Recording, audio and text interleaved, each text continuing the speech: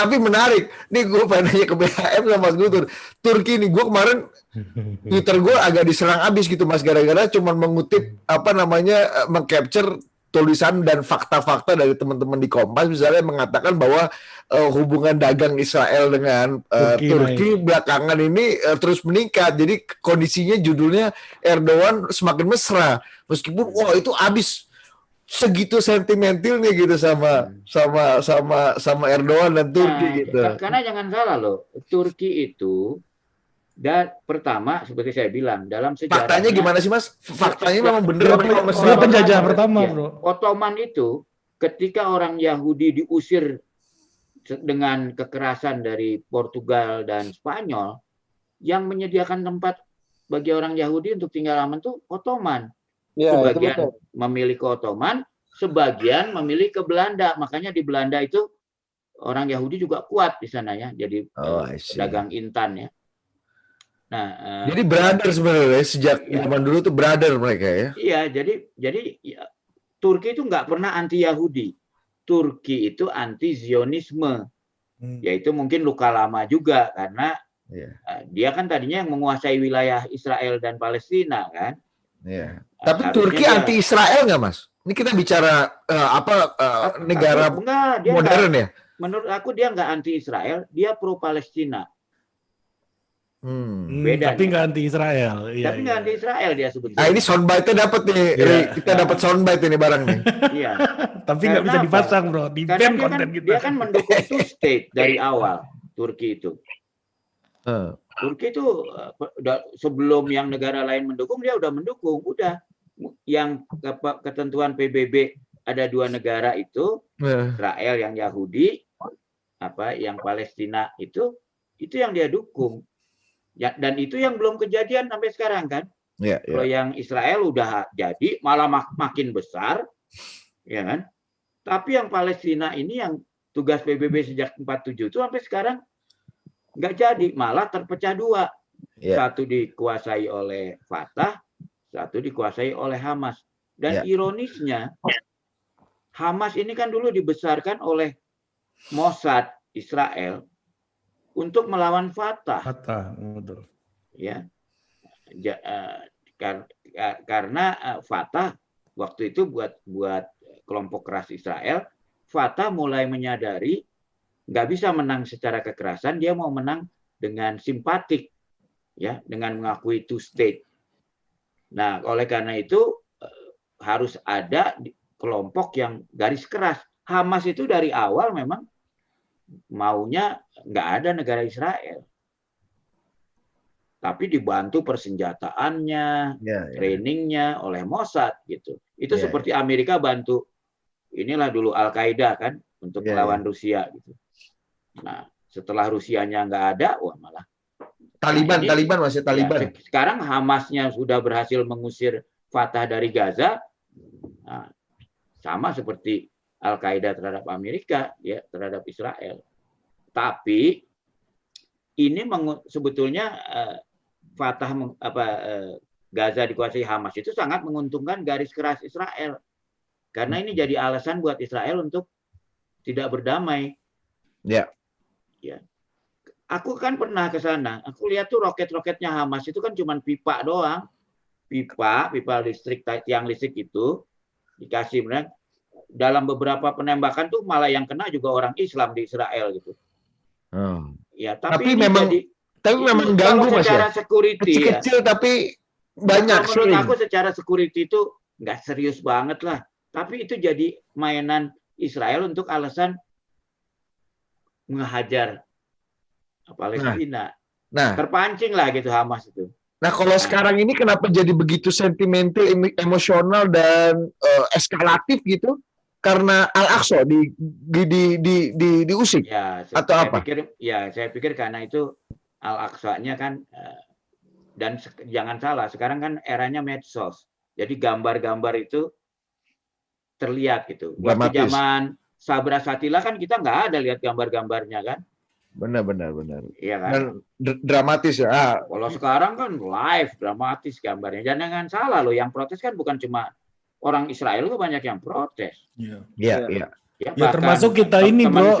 teman saya seorang wartawan Israel, dia nulis opini Iya. di koran Tapi terbesar kenapa, Mas? Israel bahwa Israel udah jadi rasis ini, udah Iya. melakukan Nggak, apartheid. tapi kenapa akhirnya Israel mau masuk ke Al-Aqsa yang tadi kata Mas Guntur ini udah sangat dijaga karena kecerdasan politik menjaga stabilitas global dan lokal gitu ya. Akhirnya masuk juga nih barang gitu. Nggak tahan juga gitu. Ya, itu sama lah. Itu kan namanya gini, kalau kita jadi Hamas atau jadi aktivis garis keras Palestina, kita pakai dong tempat-tempat yang paling aman untuk berjuang. Ya, kalau dan untuk mencari simpati, ya pakai dong merapat-rapat di Aqsa supaya tentara Israel masuk ke situ, iya kan? I see. Jadi ada provokasi dari dalam juga sebenarnya ya. Harus, Mas itu Guntur bagian gimana? dari taktik 101 lah kalau di dalam. Jadi saya kan ngikuti yang yang video-video yang awal-awal di Aqsa itu. Tapi kan yang nyampe ke kita itu kan setelah maksudnya nyampe ke medsos dan TV di Indonesia dan rame itu kan ketika tentara Israel itu kan masuk ke masjid, kemudian nembakin pakai gas air mata sama peluru karet tuh kan. Tapi kan sebelumnya kan nggak pernah ditayangkan juga ada video-video yang sebenarnya itu juga live juga saya lihat di media kayak Shihab, kayak Al-Quds yang memang pro Hamas. Jadi memang Israel itu masuk dalam jebakan Hamas. Oh. Jadi isunya awalnya kan memang adalah soal pengusiran ya, tapi kan akhirnya dibanding kemudian ditunda. Ada 4 rumah yang ada di Sheikh Jarrah itu ditunda oleh pengadilan eksekusinya. Demonya dari situ. Nah kemudian itu ngerembet demonya itu ke Masjid Al-Aqsa. Seolah-olah bahwa orang Islam yang masuk ke sini kan udah nggak boleh lagi sholat pada waktu itu. Dan itu memang aktivis-aktivis Hamas demo di dekat di pelataran Masjid Al-Aqsa dari luar sampai ke dalam. Jadi sengaja mengundang untuk Israel mendekat ke Al-Aqsa gitu Mas ya. Nah, mereka itu teriak-teriak namanya Muhammad Dif. Muhammad Dif, nahnu jaishu Muhammad Dif. Kami tentaranya Muhammad Dif. Siapa Muhammad Dif? Muhammad Dif adalah ketua Brigade Al-Qassam. Kataib Al-Qassam, sayap militernya Hamas yang sangat dicari oleh Israel. Dan Israel nggak mau nama itu diteriakkan. Di samping itu mereka juga mengibarkan benderanya Hamas di Al-Aqsa. Kemudian muncul juga dilempar batu, ya. Lempar batu. Israel terpancing menggunakan kekerasan sampai masuk ke dalam masjid dengan alasan mau ngejar kelompok-kelompok perusuh itu. Tapi kan ketika mereka udah masuk ke dalam masjid itu kan mereka udah masuk dalam jebakan namanya itu. Itu udah. Iya. Dan akhirnya secara gambar dieksploitasi gitu Mas ya, dan itu membuat kayak Budi waktu demo dulu nggak pakai ambulan aja untuk bawa amunisi. Jalan. Dan itu terjadi waktu ini sholat Idul Fitri. Sholat Idul Fitri kan dikatakan katanya sampai 15 sampai 100 ribu orang sholat di Masjidil Aqsa. Nah orang-orang Hamas itu ngegantung banner-banner fotonya si Ismail Haniyah sama Khalid Mish'al sama tokoh-tokoh Hamas itu di pagar-pagar di tiang-tiang Masjid Al-Aqsa ketika Idul Fitri. Jadi ini Israel ini awalnya memang masuk dalam jebakan kelompok-kelompok Hamas ya, dari demo dari apa.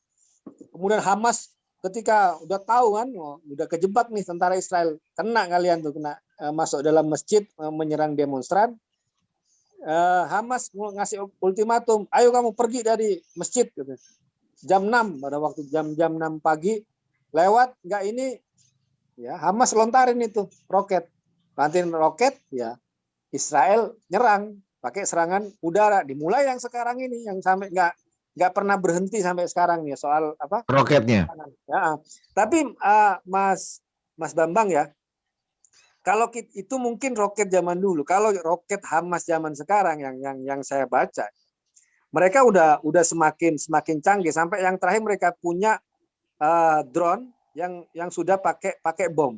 Ini Hamas Mas ya. Dapat dari mana tuh dia? Dari Israel garis keras juga. Tapi gini lah Mas Guntur, dampak kerusakannya berapa besar sih dari semua serangan roket itu?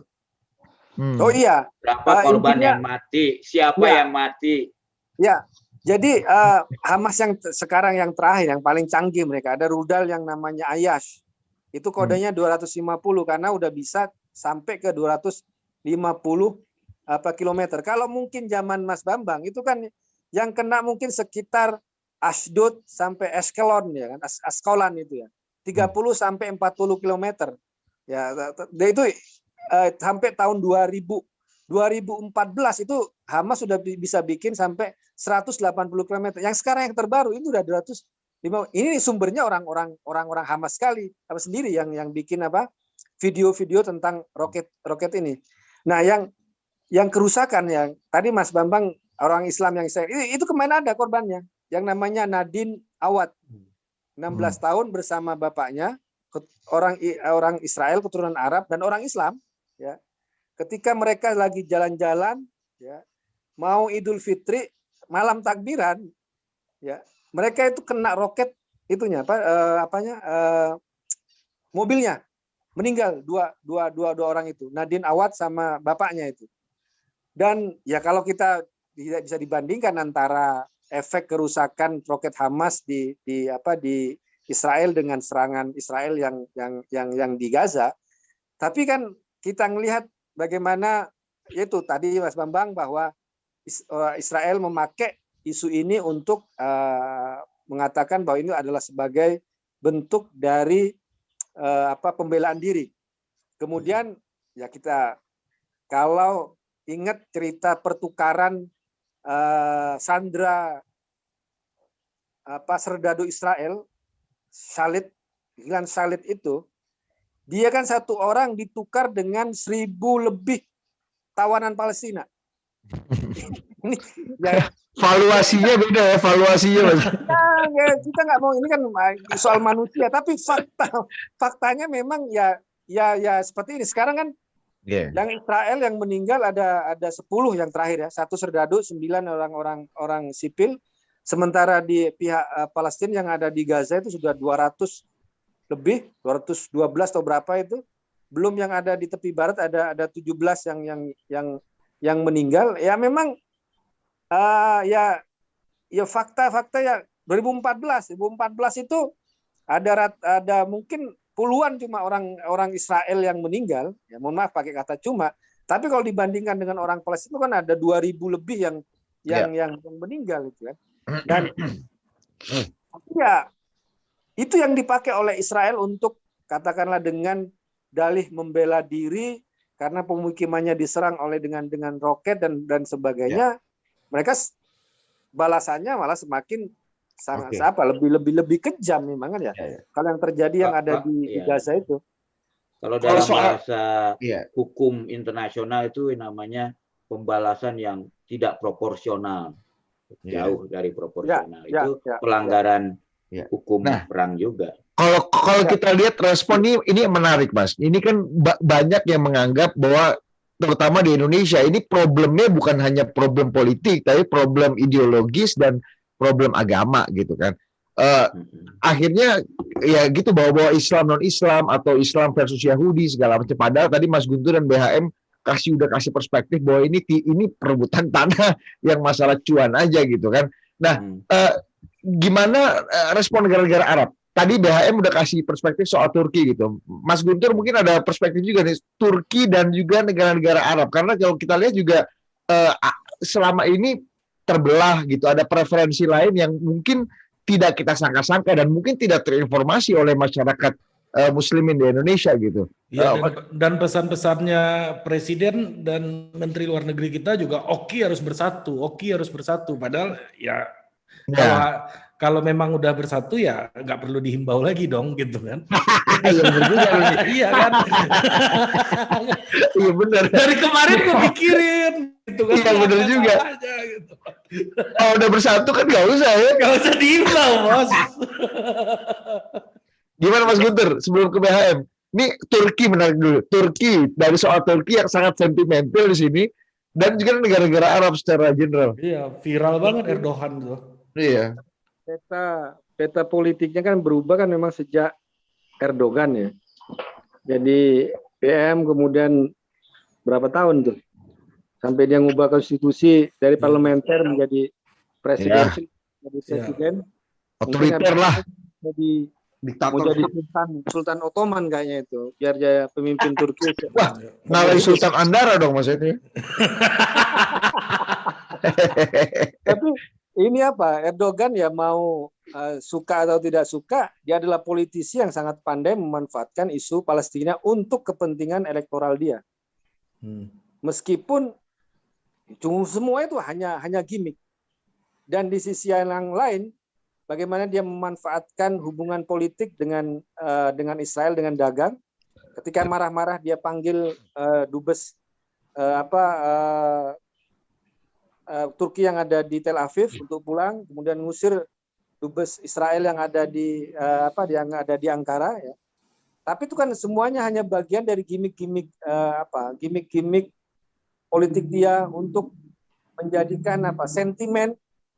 Dan ini yang juga dilakukan oleh PKS ya, kalau ada di Indonesia ya, dengan isu-isu Palestina itu hanya untuk kepentingan elektoral. Karena ya misalnya kayak seperti yang dia ngirim bantuan dengan kapal Marmara yang kemudian dicegat oleh kapal laut Israel sampai ada yang meninggal, sampai Netanyahu kemudian minta maaf sama dia dan ngasih kompensasi untuk keluarganya, untuk membujuk agar kembali normal ya hubungan dengan Israel ya. Sampai sekarang ya kita lihat ya, Anda baca sendiri yang juga viral bagaimana perdagangan Turki dengan Israel semakin tahun semakin meningkat ya, semakin naik, jadi mitra ekonominya tapi yang intinya adalah memang Erdogan ini adalah politisi yang mau suka atau tidak suka adalah sangat pandai memainkan isu Palestina untuk kepentingan elektoral dia, untuk provokasi dia di media atau apa. Karena sampai sekarang Turki itu tidak melakukan apapun ya kepada Palestina. Kalau kita mau banding misalnya Qatar tuh jelas duit itu tahun 2015, tahun 2019 Qatar tuh pernah ngirim karena saya baca ini 15 juta dolar cash itu ke Gaza. Kemudian Iran juga mengirimkan senjata ke Hamas yang sekarang juga dipakai, termasuk juga drone-nya. Nah, kalau kita tanya Turki itu apa sumbangannya untuk Palestina, untuk Gaza, ya hanya bantuan biasa. Tapi kenapa ya? Tapi ya Erdogan sangat pintar untuk memainkan ini untuk kepentingan dia. Ya dia main dua kaki di Hamas, kemudian di Tel Aviv, mana yang mau dia pakai, dagang juga oke dengan sampai sekarang ya. Kita bicara soal perang ataupun juga dengan Iran ya, saya bukan mau memprovokasi untuk perang, karena dalam satu sisi perang memang bisa mengubah peta yang ada. Contohnya misalnya ketika perang Teluk pertama, Saddam Hussein meluncurkan rudal Scud ya ke Tel Aviv, kemana-mana, hancur di mana-mana, korban di mana-mana. Itu kan yang memaksa pimpinan Israel saat itu awalnya adalah berunding dengan PLO, dengan Yasser Arafat pertama tahun 91, yaitu pertemuan di Madrid, yang kemudian nanti menyusul di Oslo tahun 93. Kenapa? Karena negaranya dihajar rudal Scud oleh Saddam Hussein saat itu. Itu efeknya begitu loh. Konkret tuh Mas ya, konkret itu ya ini. Konkret kalau itu. Nah, kalau saya bilang kalau provokasi perang, yang seimbang gitu loh. Bukan kayak roket Hamas sekarang sehingga dijadikan dalih oleh Israel. Siapa selama ini negara yang selalu provok untuk perang? Iran. Mana Iran? Ini cuma senjata, rudal-rudal biasa aja yang dikirim ke Hamas. Kemudian Turki banyak ngomong masalah ini. Kalau mau mengubah peta secara ini ya, kalau mau perang ya perang seperti itu gitu, yang bisa benar-benar mengubah peta. Sampai sekarang kan Iran sama Turki kan ya gitu-gitu aja mainkan salah satu dari yang nampak yang disebut dengan proxy war ya. Hamas, Hizbullah ke Iran itu kan. Kemudian yang di barat Fatah itu ke Arab Saudi, ke Emirat, negara-negara Teluk, kemudian Mesir. Nah, kalau kita bicara Oki ya, Oki itu yang mana, kubu-kubu yang mana, Teluk sendiri beda. Arab Saudi dengan Emirat dengan Bahrain itu sekutu, berhadapan dengan Qatar. Sampai baru aja mereka mau rukun lagi ya, hubungan sebelumnya kan nggak mau saling terbang tuh, malah saling boikot. Kita di tapi kan musuhnya, kalau dianggap musuhnya ini secara ideologis dan ada faktor agama juga, kan musuhnya jadi musuh bersama, Mas, harusnya ya. Kalau kita bicara konflik Israel, apalagi ketika pilar terakhir Aqsa itu sudah diduduki gitu atau sudah dimasuki gitu, itu kan menyentuh ke relung hati yang paling sensitif dari, harusnya ini yang menjadi momentum untuk bersatu tadi kan, kalau kata Presiden dan juga Bu Menlu, bersatulah ya. Oke, harus bersatu. Kepentingannya itu apa? Wong ketika negara-negara Arab itu tahun 48 mereka itu tidak setuju dengan negara Israel, mereka menyerang Palestina, menyerang Israel. Dalam bayangan mereka kan bukan berdirinya negara Arab secara independen, tapi bagaimana negara Palestina Israel sekarang itu bisa dibagi-bagi di kalangan mereka sendiri. Syria mau ngambil jatah, Jordan mau ngambil jatah, Libanon mau ngambil jatah, kemudian Mesir juga mau ngambil jatah. Kan seperti itu. Agresi itu kan tujuannya apa ya? Penguasaan wilayah untuk dirinya sendiri. Enak aja gua yang perang ya kan. Kok lu yang mau di negara sendiri? Enggak lah. Waktu itu jalur Gaza ya masuk Mesir, tepi barat masuk Jordan. Kemudian yang disebut dengan Libanon Selatan itu juga udah masuk Libanon. Dataran tinggi Golan, kalau itu sampai ini kan semua negara-negara Israel sekarang itu kan mau dibagi-bagi oleh kalangan mereka gitu. Dan ini yang membuat pecah sendiri di suara Liga Arab nggak pernah sepakat, capek perang seperti Mesir misalnya. Tahun 73 mereka menang 6 hari perang dengan pembebasan Sinai ya kan. Kemudian mereka biar nggak perang terus dipaksa untuk Camp David ya. Kesepakatan hubungan diplomatik dengan Israel. Mesir diboikot oleh Liga Arab, diusir oleh Liga Arab, sampai kantor Liga Arab itu kan awalnya nggak di Kairo, itu kan dipindahin karena Mesir buka hubungan politik dengan Israel. Jadi kayak sekretariat ASEAN pindah gitu dari Jakarta gitu maksudnya. Ya, itu. Emirat nih. Sekarang Emirat kan melakukan hubungan diplomatik politik dengan Israel. Kenapa ya? Karena dia merasa musuh dia itu adalah Iran. Kenapa? Iran punya konflik perbatasan dengan Emirat, dengan Saudi juga secara ideologis seperti itu. Jadi mengruwet. Kita bicara soal Oki bersatu, Liga Arab bersatu, gimana? Di dalamnya pecah dengan kepentingan yang berbeda. Belum kita bicara soal tuan masing-masing tadi Mas Bambang bicara. Siapa yang afiliasinya ke Amerika, siapa yang afiliasinya ke Rusia, ya kan? Akhirnya kan yang terjadi kayak seperti ini gitu loh. Yang sekarang yang kita saksikan nggak bisa nggak pernah bersatu, saling menyalahkan. Ada video wawancara dari Husni Mubarak ya yang sekarang viral dan juga dipakai oleh propaganda Israel, bagaimana dia itu merasa capek dengan proses perdamaian di Palestina. Ketika kita semua sepakat untuk damai sebagainya, ketika tiba-tiba ada yang perang lagi, ada yang ini lagi, terus. Meskipun Mesir itu adalah negara yang paling diuntungkan sebagai broker mediator perdamaian Israel Palestina. Karena Mesir selalu diajak. Kenapa ya? Dia punya sejarah dengan jalur Gaza, perbatasan dengan Mesir, punya hubungan diplomatik juga dengan Israel. Akhirnya kan orang yang curiga dengan diplomasi, dengan perundingan, ini kan yang untung bukan Palestina, broker-brokernya perdamaian ini, mau Mesir, mau Jordan, ya kan, mau yang sekarang Amerika sendiri, itu kan duit semua itu. Perundingan itu kan isinya cuma kompensasi kan duit. Kalau kamu mundur, nanti kamu dapat insentif ekonomi ini, bantuan kayak gini, kamu nanti kan duit semua. Dan Israel mau memanfaatkan genderang itu Mas ya untuk membuat memang akhirnya negara Oki atau Liga Arab nggak bersatu gitu kan. Ini kalau kata komentar di YouTube kita luar biasa Mas, banyak banget nih kalau kata Sumaya, ini Okinya Oki Lukman nih katanya, jadi itu bukan galak. Tapi gini ya, gue melihat adanya pergeseran bandul gitu di Indonesia ya. Nah ini penting nih, kita bicara konteks Indonesia ya. Ya, yang dulunya itu, 10 tahun yang lalu tuh idola orang Indonesia tuh namanya Mahmud Ahmadinejad gitu, presiden Iran gitu. Bersamaan dengan revolusi kirinya Chavez ya. Iya. Evo Morales waktu itu. Kalau nggak pro Chavez kurang keren jadi mahasiswa gitu. Evo Morales ya, yang Movimiento Socialismo itu kan, Movimiento Socialismo di Bolivia gitu. Nah, sama ini sekarang pindah ke Erdogan gitu loh. Iya kan?